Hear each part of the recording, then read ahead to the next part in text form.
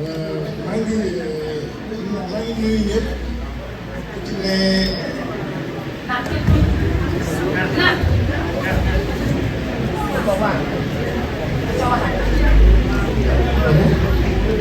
asalaamaaleykum maa ngi nuyu ñëpp ku ci nekk ci turam ak santam maa ngi remercier vivement ñi fi teew ñëpp commencer par les femmes les jeunes le troisième âge depuis ci suba yéen a ngi fii et nous saluons tous cette belle mobilisation ñu ngi leen di gërëm bu baax di leen sant monsieur le DAGE Malick Sarr maa ngi lay nuyu Assane mon jeune frère maa ngi lay nuyu monsieur Fagnan responsable politique ñu ngi lay nuyu di la gërëm di rafetlu sa teewaay mais dama bëggoon commencer par remercier vivement le DAGE Malick Sarr dama koy remercier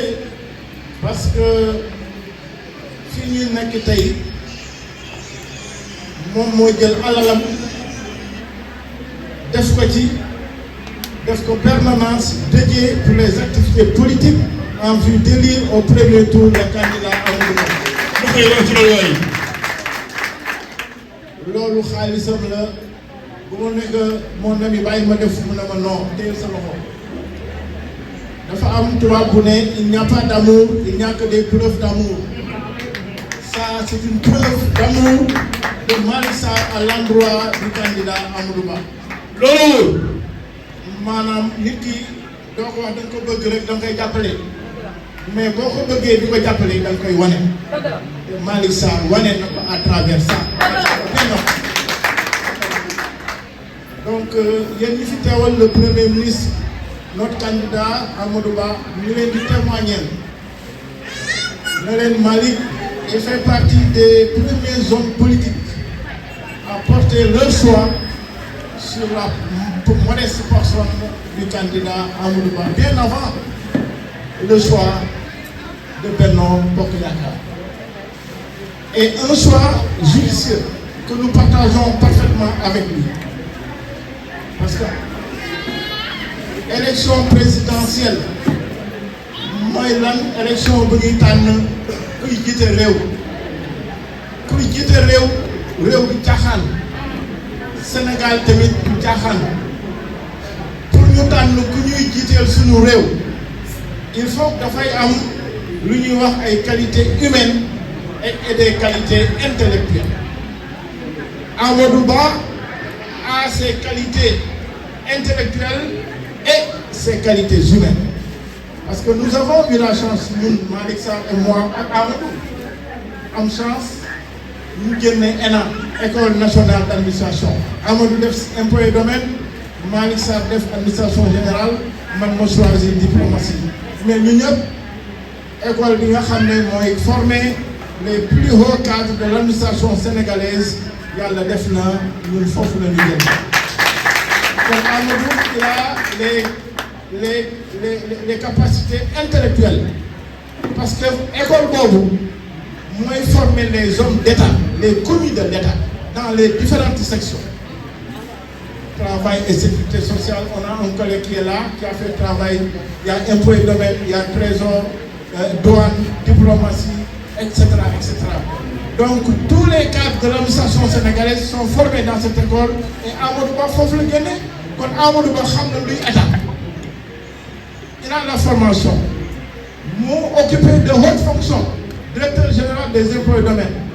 ministère des finances ministère des affaires étrangères man fekk na ma foofu parce que moi je suis au ministère des affaires étrangères ma gis ne c'est un homme compétent et un homme loyal dama fekkee bi muy def passation de service am moom le ministre Aïssata Tall Sall ma am benn phrase bu ma marqué ci moom te boobu il sortait du gouvernement il a remercié le chef de l'État son excellence monsieur Macky Sall mais bi mu paree Amadou mu ne je ne connais pas la loyauté à géométrie variable on est loyal ou on ne l'est pas. moom la wax mu ne bi mu demee si sëñ Mountakha def ne ko nit ki da nga koy bàyyee sa bopp bàyyee ko ak boppam mooy loyauté. Donc Amadou est un homme loyal, c'est un homme compétent, c'est un homme poli, c'est un homme discipliné, c'est un homme travaillant et c'est un homme qui aime son pays, qui est patriote. Donc il a toutes les qualités pour diriger le Sénégal. Beneen bi mooy les qualités humaines xam nañ ay compétences am. Donc bi Malick Sarr di génn gars yi di hésité mu ne man mu doxañ Amadou. man Malick fi mu joxe foofu lay joxe. loolu moo tax. mais loolu rek moo ko si tànn Malick ñun dañu bokk dëkk fii Mbao ñun amuñu lu dul Mbao damay dégg Ahmed Aïdara mu ne ñun Guédiawaye la ñu bokk mais ñun Mbao la ñu bokk. mais fii la ñu juddoo école Mame Wassou Seck bi la ñu jàngee. fii la ñu màggee fii la ñuy tekkee fii la ñu am lépp donc bu ñu duggee ci langue politique bi dañu bëgg outil pour andil waa Mbao loolu moo ma boole ak Malick Sarr daf ñu boole ñu génne ENA dañu bokk ñu dëkk Mbao bëgg Mbao bëgg defar Mbao mais dafa am beneen élément très important mooy les qualités et les vertus la politique autrement dama gis ci moom jikko yoo xam ne jikko yu rafet il a exercé des fonctions d'âge pendant des années sans faute kenn mënu ko daxal kenn mënu ko tilimal kenn mënu wax ci kaw damay ànd ak moom di daagu biir Mbao nu ñu neex la ñuy doxe kenn du ñu doxañ kenn du ñu wax cim kenn du ñu wax lu ñaaw kon kii ku def àndal et il a les compétences donc li muy exercer sur le plan professionnel et comme sur le plan politique vous l'avez souligné en 2014 à travers ce mouvement-là il s'était classé 3e et si aujourd'hui l'actuel maire est devenu maire c'est grâce à Malick Sarr.